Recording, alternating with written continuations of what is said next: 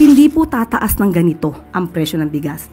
Dahil sa kasalukuyan po, because of the rice tarification law, na ang author ay si Senator Cynthia Villar, ang nag-i-import po dito ay mga private companies. Hindi po nahahayaan ang government na mag-import. Kung government sana through NFA, government to government, mas maganda po ang tsansang mabigyan po tayo ng mas murang presyo. Dahil dito sa rice tarification law, nawalan po ng kamay ang NFA. Ang nangyayari po ngayon ng NFA, makakapagbenta lamang po sa Kadiwa, sa FTI, sa LGU. So yun po ang hindi maganda sa provision na ito. Kaya po noon pa po hinihiling ng administrasyon na magbigay po ng power, magkaroon ng amendments ang RTL patungkol po sa karapatan at authority at power ng NFA. Pero to ay hinadlangan po ni Senator Cynthia Villar. So kayo na po ang mag-research kung paano ba napapakinabangan ng mga importers. Alamin niyo na rin po kung sino ba ang malalakas mag-import ng bigas. Sobrang nakakagulat na balita.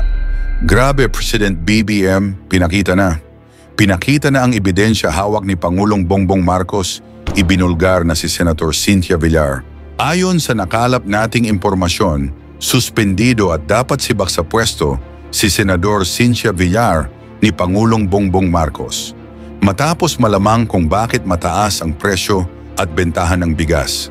Si Villar Palacase ang nagpasa ng batas sa Senado, kaya pati ang NFA ay kontrolado na din nila. Grabe si President BBM, pinakita na ang ebidensya hawak ni Pangulong Bongbong Marcos. Ibinulgar na si Senator Cynthia Villar. Tara panoorin natin. Maaari na po tayong tumanggap ng inyong mga katanungan. Good morning, ma'am. Meron pong mga senatorial candidates na nagpo-propose na mabalik po yung kapangyarihan ng NFA sa pagbili ng bigas po. Meron na po bang proposal yung economic managers or economic team pagdating doon sa legislation para ma-implement yung proposal na? Actually po, matagal na po nagkaroon ng proposal ang administrasyon para mabigyan po ng sapat na kapangyarihan ng NFA. Gusto natin ipabatid na kapag po nabigyan natin ang karapatan ng NFA na makapagbenta ng diretsyo sa taong bayan at makontrol ang presyo ng bigas, hindi po tataas ng ganito ang presyo ng bigas. Dahil sa kasalukuyan po, because of the rice tarification law, na ang author ay si Senator Cynthia Villar, ay ang nag-i-import po dito ay mga private companies. Hindi po nahahayaan ang government na mag-import. Kung government sana through NFA, government to government, mas maganda po ang tsansang mabigyan po tayo ng mas murang presyo para po maibigay din natin sa taong bayan. Dahil dito sa rice tarification law, nawalan po ng kamay ang NFA at pati po ang pag-regulate ng presyo ng NFA ay hindi na po na ipapasatupad. Ang nangyayari po ngayon ng NFA, makakapagbenta lamang po sa Kadiwa, sa FTI, sa LGU. So yun po ang hindi maganda sa provision na ito. Kaya po noon pa po hinihiling ng administrasyon na magbigay po ng power, magkaroon ng amendments ang RTL patungkol po sa karapatan at authority at power ng NFA. Pero to ay hinadlangan po ni Senator Cynthia Villar. So kayo na po ang mag-research kung paano ba napapakinabangan ng mga importers. Alamin niyo na rin po kung sino ba ang malalakas mag-import ng bigas. Thank you, Yusek. Follow-up question lang po. May mga lawmakers na po kayang nakipag-coordinate sa Malacanang para i-push yung legislation. At kailan po kaya balak ng Palas na i-push yung legislation? Sa 19th Congress or sa next Congress? Malamang sa next Congress na po kasi magkakaroon muli. Dahil nga po ito ay nahadlangan ni Senator Cynthia Villar. Magkakaroon muli, propose amendments para po magkaroon muli ng authority, power, and NFA. Ito naman po ay para sa taong bayan, para po ma-regulate natin ang presyo ng bigas. Kung may problema man po sa sinasabing NFA sa mga nagpapalakad. Hindi po ba dapat ang tanggalin ay yung mga NFA na pinagdududahan, ang kredibilidad at integrity, hindi ang power ng NFA? Alvin Baltazar, Radio Pilipinas. Good afternoon po. In connection doon sa third good news natin, following the arrest of the three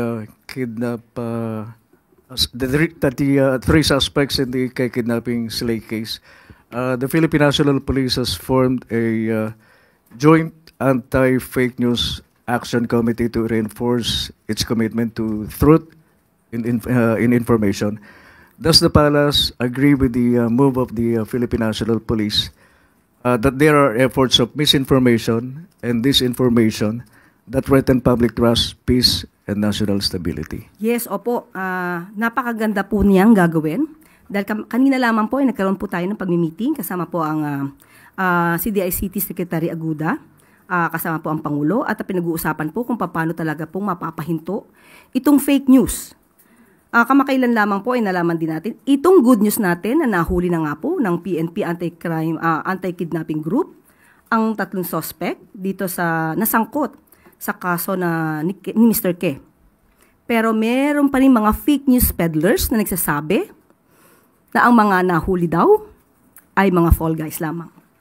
Ito ay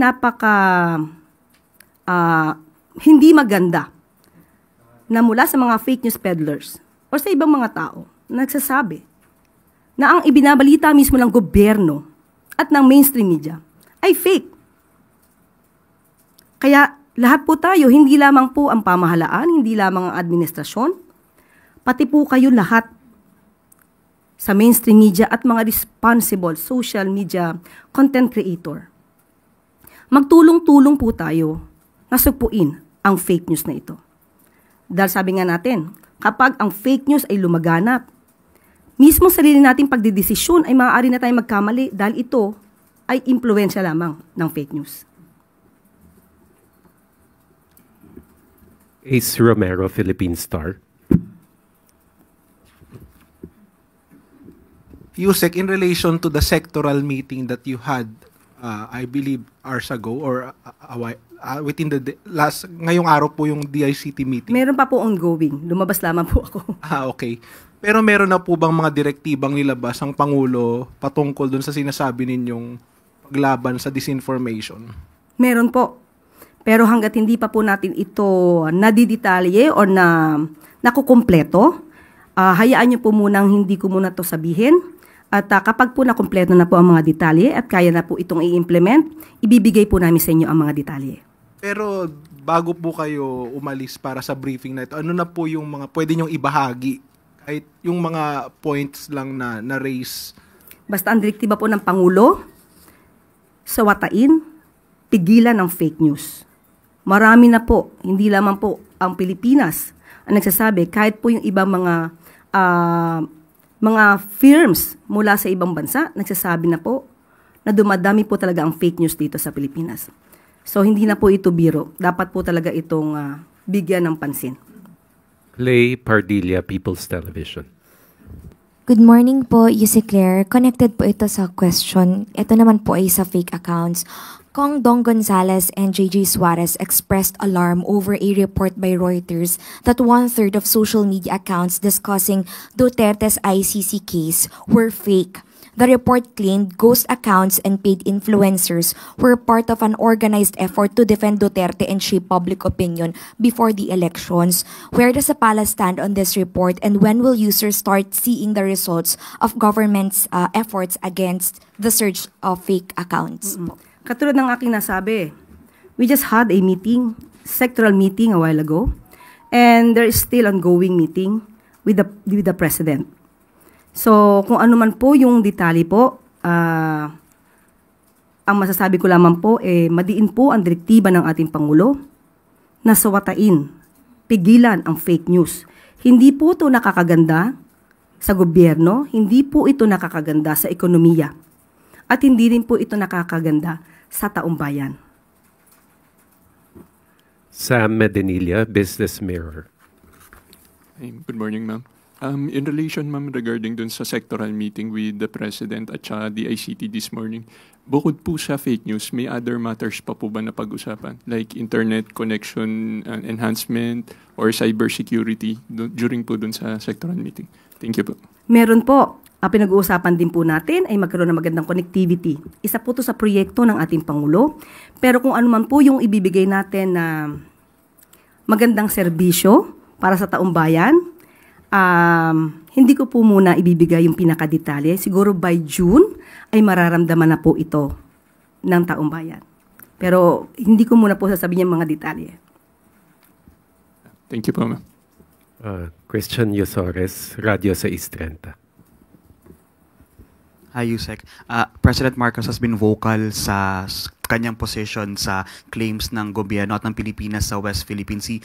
Ano po yung naging reaction niya doon sa balita nga po na lumabas na sa Google Maps yung West Philippine Sea? Definitely po, masaya po ito. Nakakatuwa po ito. Parang kung di po tayo nagkakamali ay last week pa po ito na balita. Kaya po alam namin kung gaano po yung kasiyahan, hindi lamang ito para sa atin, no? Para ito sa buong bansa. Masaya na makilala ang West Philippine Sea kahit na ang iba ay sinasabing gawa-gawa lamang daw ang West Philippine Sea. Muli, dahil nagkaroon ng pagkilala sa isang platform katulad po ng Google Maps, ito po ay isang ipinagpupunyagi po natin dahil isa to ay sa pagkilala ng West Philippine Sea ay sa atin. Moving on to other news, Maricel Halili, News 5. Magandang tanghali po, Yusek. Merong lumabas na Pulse Asia survey na nagpapakita na malaki po yung ibinaba ng approval at trust ratings ni President Marcos. How concerning is this for the President? Nalaman po natin na ang respondents dito ay 2,400.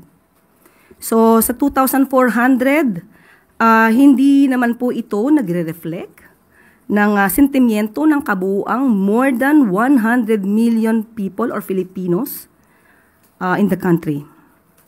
But dahil nga nakita at nabanggit natin itong mga fake news, sumasalamin din po ito sa impluensya ng mga fake news na nagkakalat. Katulad na sinabi, meron ngang findings na nabanggit ang Reuters at ito ay galing sa isang Israel-based data intelligence firm or disinformation security firm. And I quote, "The level of coordinated disinformation seen in the Philippines was far above the typical 7% to 10% range of online conversations globally about highly sensitive or polarizing issues." End quote. So, kung ang mga tao man na ito ay nagbigay ng kanilang mga opinyon, maharahil ay bunga ito ng mga fake news. At kung ito man ay totoong nagkaroon ng pagsagot, hindi na naman ito pabayaan ng gobyerno dahil dapat natin malaman ang mga respondents, saan ang mga respondents, ang mga respondents ba ito ay nakakatanggap ng totoong news o naiimpluwensyahan ng fake news. So ang mga respondents ba na ito ay hindi nakakarating ang tulong ng gobyerno? So dapat din po nating malaman ito sa parte ng administrasyon. At kung ano man po ang nagiging desisyon ng Pangulo at ng administrasyon, at ito'y magre-reflect sa isang survey na naisin pa rin po at ipapatupad pa rin po ng Pangulo kung ano ang nasa batas, kung ano ang tama, at hindi kung ano po ang sasabihin sa isang survey. Pero, ma'am, considering that the survey was conducted from March 23 to 29, or just a few days after the arrest of the former president, sa tingin po ba ng Malacanang gaano kalaking factor yung politika sa naging resulta ng survey, especially yung nangyari kay former president? Okay, lumalabas nga po dito na bumaba di umano ang rating, no, approval rating ng Pangulo. Pero sabi nga po natin, ito ay titignan pa rin po ng administrasyon. Hindi naman po natin, hindi papansinin kung ano ang mga sinasabi ng survey. Pero muli, 2,400 ay hindi po ito kabuuan na sentimiento ng buong Pilipinas. Magtatrabaho pa rin po ang Pangulo, katulad ng aking sinabi, kung ano ang tama, kung ano ang sa batas. Hindi dahil ito ang idinidikta ng tao na hindi naman naaayon sa batas. Ma'am, last point.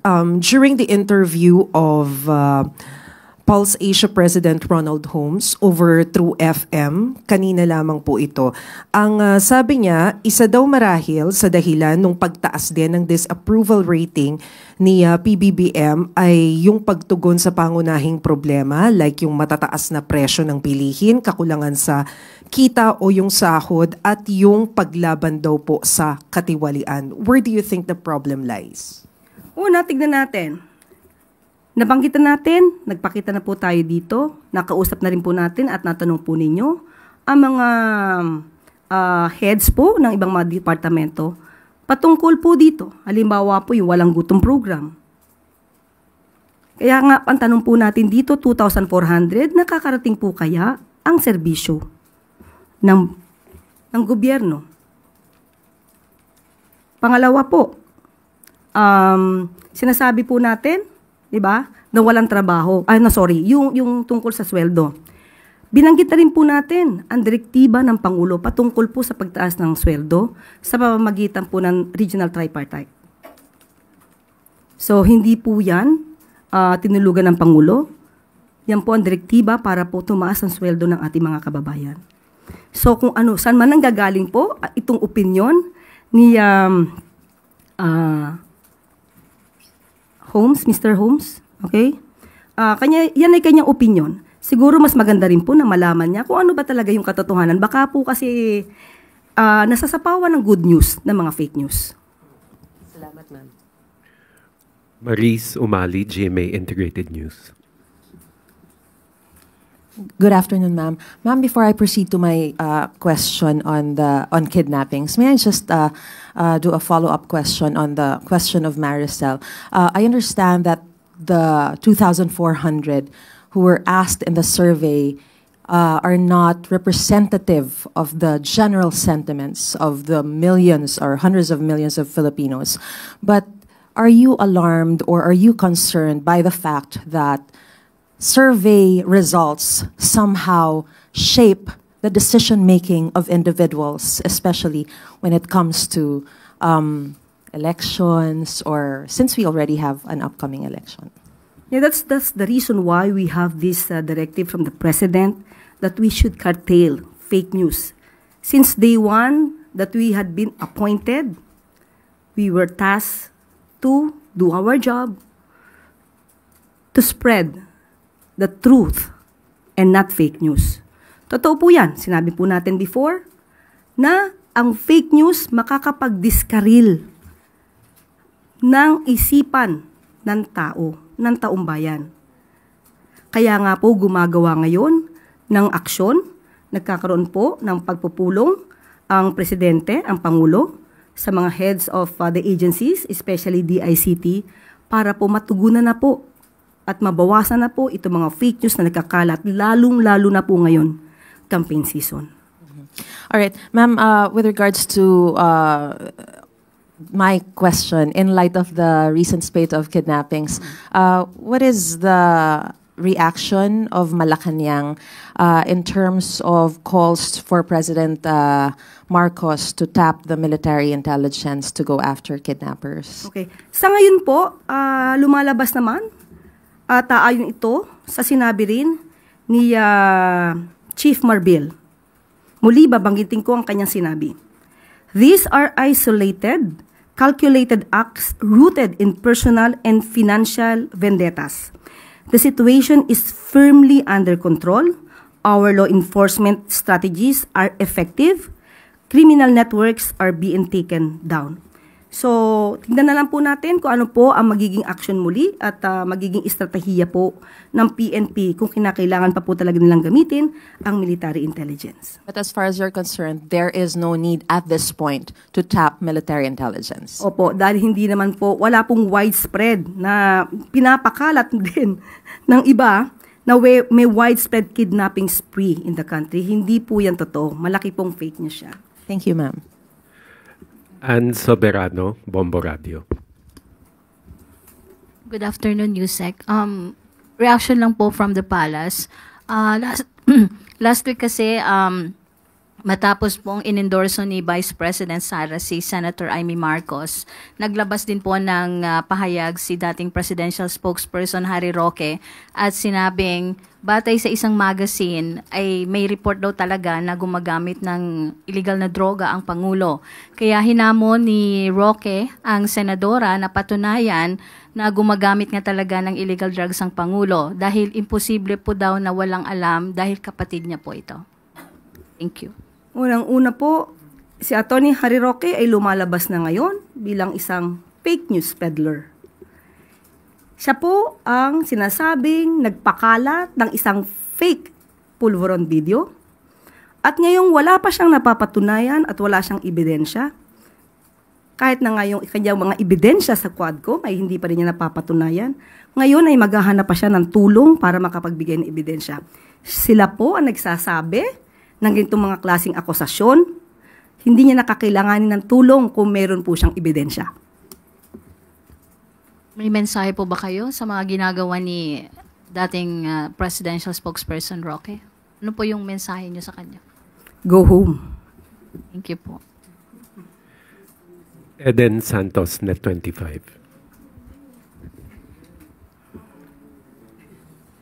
Yusek, good morning po. Wala po bang plano ang Marcos administration na humingi po ng tulong sa Interpol para ma-aresto sina Attorney Harry Roque at Maharlika na sinasabi niyo pong sila yung nagpapakalat ng fake news regarding dun sa Polvoron video para po, since meron naman po tayong maigting na cooperation sa Interpol para naman po, sabi niyo nga, makabalik din sila dito para harapin yung kaso na isinampa po sa kanila inciting to sedition, if I'm not mistaken. Wala po tayong sinasabi na ang nagpakalat po ng fake Polvoron video ay si Atty. Harry Roque. Siya po mismo ang nagsabi nito sa isang maisog rally sa Vancouver. At hindi din po tayo ang nagsabi nito, kundi yung isang blogger or vlogger na si Pebbles Cunanan. Pero ito na may base sa kanyang mga sinabi sa kanyang talumpati sa maisog rally. Sa ngayon po, nakipag-usap po tayo sa DOJ at wala pa pong nasasabing naisa pang kaso sa korte. So wala pa po itong lumalabas na warrant of arrest issued by the court. So hindi pa po natin kakailanganin kung ano man po ang hihinging tulong mula sa Interpol. At hahayaan po muna natin ang DOJ sa kanila magiging action patungkol po dito. But as of the moment po, wala pa pong anumang update patungkol dyan. Bakit po wala pang naisasampang kaso? Well, in fact, ang NBI po ay nagsabi na yung mga fake news peddlers na nasa bansa at nasa ibang bansa ay kanilang aarestuhin. Medyo nagkakaroon po ba ng delay sa pag-file ng kaso laban sa kanila or hindi pa rin po ganon ka bigat or kaano yung ebidensya para sila po ay masampa ng kaso? Ang bigat po ng ebidensya ay makikita nyo naman po sa kanilang mga sinasabi. Ito po ang kaibahan siguro ng ating administrasyon sa kasalukuyang administrasyon. Binibigyan po natin ang bawat suspect or respondents ng due process. Kailangan po nilang ma-enjoy, kailangan din po nilang ma-enjoy this right to due process. Hindi po ito basta-basta maghuhusga. Kailangan po itong dinggin, bigyan po sila ng karapatan na sumagot, mag-file ng kanilang counter affidavits. Doon na lang po sa last question po yung pagpapatawag po ng meeting ni Pangulong Marcos sa iba't ibang head of agencies na para pag-usapan yung fake news at tila ito po ba ay nagbigay ng pagkabahala sa Pangulo yung pagsadsad po ng kanyang ratings kaya po nagkaroon ng ganitong pagpupulong? Hindi po nabahala ang Pangulo sa anumang rating sa survey. Sabi natin kanina, ang Pangulo, kahit ano man ang rating, mataas, mababa, magpapatuloy siya sa kanyang trabaho. Hindi po siya mapapahinto ng anumang survey. Basta ang gagawin lamang po ng Pangulo ay gumawa ng naaayon sa batas at magtrabaho ng tama. Ang pagpapatawag po sa DICT ay para pag-usapan po ang paghinto ng fake news at yung tungkol po sa magiging good news po natin patungkol sa connectivity para sa mga kababayan po natin. Yan po yung dahilan ng meeting. Last two questions. Alvin Baltazar, Radio Pilipinas.